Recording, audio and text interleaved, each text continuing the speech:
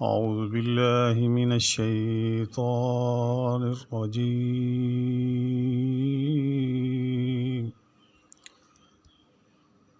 بسم الله الرحمن الرحيم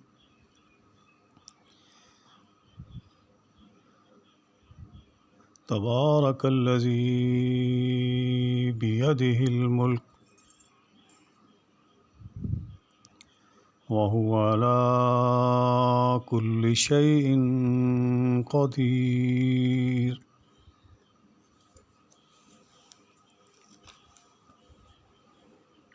بہت بابرکت ہے وہ اللہ جس کے ہاتھ میں بادشاہی ہے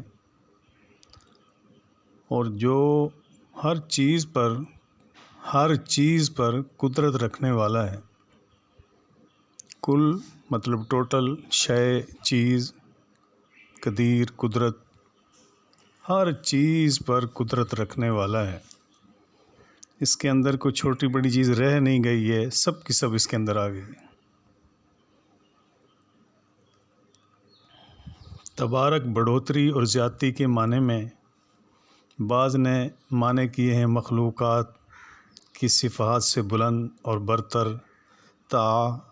تفاعل کا صیغہ مبالغے کے لیے ہے۔ اسی کے ہاتھ میں بادشاہی ہے، یعنی ہر طرح کی قدرت اور غلبہ اسی کو حاصل ہے۔ وہ کائنات میں جس طرح کا تصرف کرے کوئی اسے روک نہیں سکتا۔ وہ شاہ کو گدا اور گدا کو شاہ بنا دے، امیر کو غریب، غریب کو امیر کر دے، کوئی اس کی حکمت و معیشت میں دخل نہیں دے سکتا۔ اب آپ یہ دیکھ لیں کہ دنیا اس سے کتنی دور ہو گئی ہے۔ اس کو چھوڑ کے دنیا ادھر ادھر بھاگتی ہے جو بے حاصل ہے۔ آگے قریش مکہ کو ایک اور صورت میں اللہ تعالیٰ نے یاد دہانی کرائی، لیکن وہ بھی ماننے کے کوئی تیاری میں نہیں تھے۔ بسم اللہ الرحمن الرحیم ذرنی ومن خلقت وحیدا وجعلت له مالا ممدودا وبنین شہودا ومہدت له تمہیدا ثم یطمع ان ازید کلا انہ کان لآیاتنا عنیدا سأرہقہ صعودا انہ فکر وقدر فقتل کیف قدر ثم قتل کیف قدر ثم نظر ثم عبس وبصر ثم ادبر واستکبر۔ مختلف طریقے سے اللہ نے لوگوں کو سمجھایا ہے۔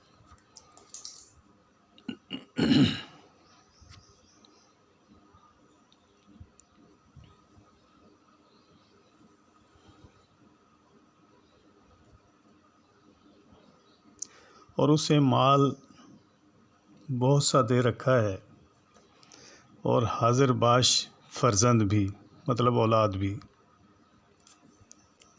اور میں نے اسے بہت کچھ کشادگی دے رکھی ہے، پھر بھی اس کی چاہت ہے کہ میں اسے اور زیادہ دوں۔ نہیں، وہ ہماری آیتوں کا مخالف ہے۔ عن قریب میں اسے ایک سخت چڑھائی چڑھاؤں گا۔ اس نے غور کر کے تجویز کی، اسے ہلاکت ہو کیسی تجویز سوچی، وہ پھر غارت ہو کس طرح اندازہ کیا۔ اس نے پھر دیکھا، پھر تویری چڑھائی اور منہ بنایا، پھر پیچھے ہٹ گیا اور غرور کیا اور کہنے لگا یہ تو صرف جادو ہے جو نقل کیا جاتا ہے۔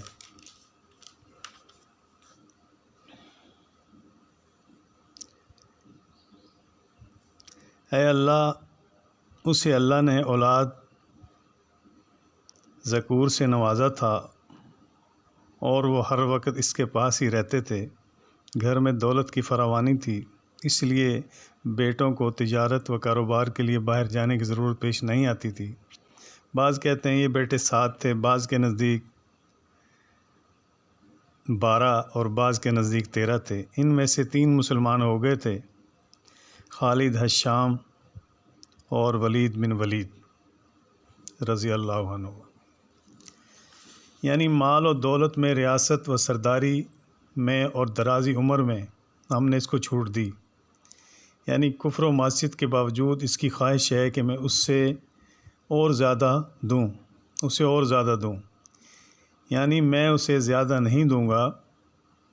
یہ کہ کلا علت ہے، اس شخص کو کہتے ہیں جو جاننے کے باوجود حق کی مخالفت اور اس کو رد کرے۔ یعنی ایسے عذاب میں مبتلا کروں گا جس کا برداشت کرنا نہایت سخت ہوگا۔ بعض کہتے ہیں کہ جہنم میں آگ کا پہاڑ ہوگا جس پر اس کو چڑھایا جائے گا۔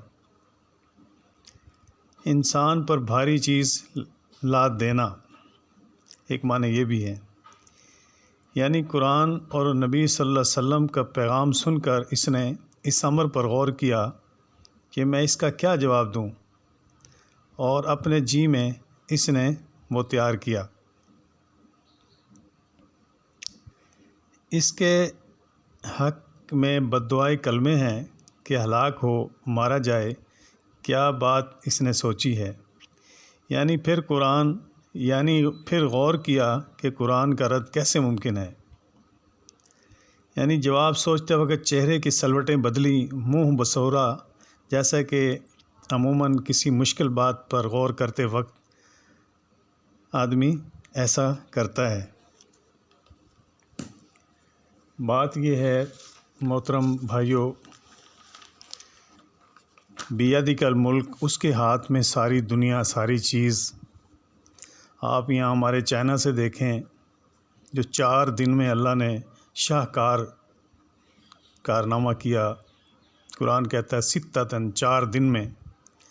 چائنا کے آخری حصے سے لے کر افغان بارڈر سے ہوتے ہوئے ایبٹ آباد، مری، ڈیرہ اسماعیل خان، توسا شریف، رکنی، لورالائی، قلعہ سیف اللہ، کوئٹہ، بولان، پنجگور، ایران، سعودیہ تک، یہ سب پہاڑی سلسلہ آپ صرف دیکھتے ہیں لیکن یہ نہیں سوچتے کہ کس شاہکار نے بنایا ہے۔ صرف یہی دیکھ لیں تو ایمان ہمارا نہیں ڈولے گا، آگے پیچھے نہیں ہوگا۔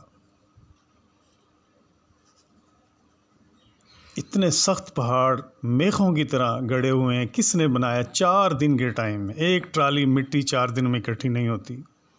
1 انچ کا کمرہ، 10 انچ کا کمرہ، 10 انچ کی دیوار اتنی سخت نہیں بن سکتی۔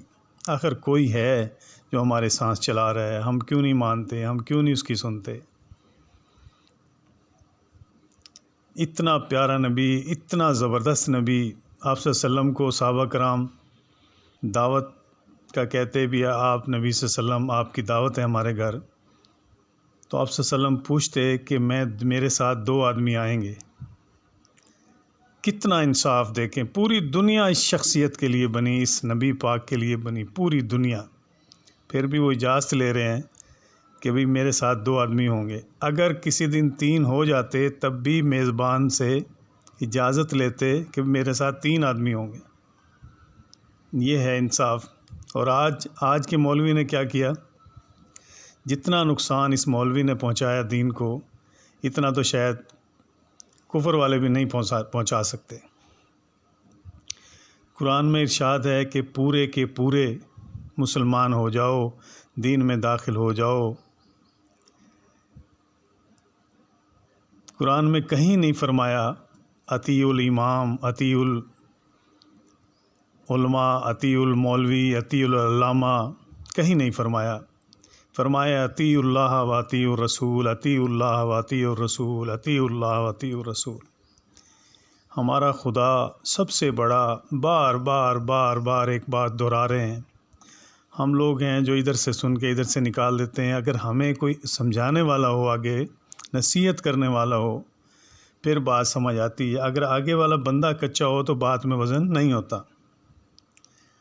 آج نماز اپنی مرضی کی نماز، اپنی مرضی کی جلد بازیاں، اپنی مرضی کی نماز میں لفظ، تلاوت، اوقات نماز، کسی نے کوئی ٹائم رکھا ہوا ہے، کسی نے کوئی ٹائم رکھا ہوا ہے، سجدہ رکوع صحیح ادا نہ کرنا، کچھ نہیں پتہ، سلام پھیرا اور فون سننا شروع ہو گیا، کوئی کام نہیں، فضول، پہنچ گیا جی پہنچ گیا، ساری نماز خراب۔ اتنی سی بات میں اس نے اپنی نماز کو، اس کو احساس ہی نہیں میں نے کیا کرنا ہے۔ ایک ایس ایچ او کے، ایک ڈپٹی کے یا کسی سیول جج کے سامنے کھڑے ہو کے کیسے جی کرتے ہیں، اور خدا کے سامنے کھڑے ہو کے 1.5 منٹ میں 3 رکعتیں پڑھ کے وہ جا رہا ہے، دعائیں جی قبول نہیں ہوتی۔ بھائی دعائیں تو نے، قرآن کا تو نے مذاق اڑایا، نماز کا تو نے مذاق اڑایا۔ 70 سال پاکستان کو ہو گئے، آج تک سود رکوانے کے لیے کچھ خاص کام نہیں کیا گیا۔ ملتان میں، کراچی، لاہور، پشاور، اسلام آباد، سکھر، پنڈی، بڑے بڑے مدرسے، قرآن و حدیث کا کام ہو رہا ہے، بالکل ہو رہا ہے۔ ان کے محتمم کو آپ بلاؤ اور کہو کہ مولانا صاحب یہ چندہ ہے 10 لاکھ روپے، یہ 2 لاکھ روپے چندہ ہے، وہ نہیں کہے گا مولوی صاحب یہ پیسہ کہاں سے آیا ہے، سود کا تو نہیں، بس رسید دے کے شکریہ ادا کر کے وہ گیا۔ آپ بلیک منی دیں، وائٹ منی دیں، اس کو کچھ نہیں فرق پڑتا۔ حدیثیں اس نے پڑھی ہیں، قرآن پڑھا رہا ہے، لیکن اس نے اللہ پہ بھروسہ نہیں ہے اس کو۔ ایک اور جماعت ہے، وہ عشر کرتی ہے 24 گھنٹے، عشر نکالو جی مال حلال ہو جائے گا، عشر نکالو جی مال حلال، اچھی بات ہے بھی حلال ہو جائے گا۔ ان کا تعلق شہر کے بڑے بڑے لوگوں سے ہوتا ہے، غریبوں سے نہیں ہوتا، پیسے لینے کے لیے صرف۔ یہ نہیں پتہ کرنا کہ اس کا کاروبار ہے کیا، یہ نہیں پوچھنا اس سے، سود تو نہیں ہے۔